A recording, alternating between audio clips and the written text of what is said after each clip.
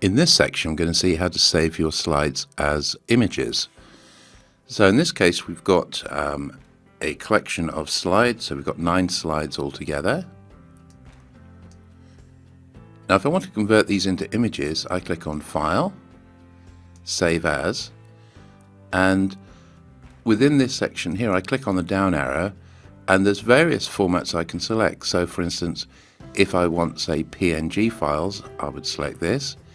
If I want JPEG files, I click here. If I want GIF files, I will click here. In this case, I'm going to select JPEG files. So this presentation is now going to be saved as a series of JPEG files.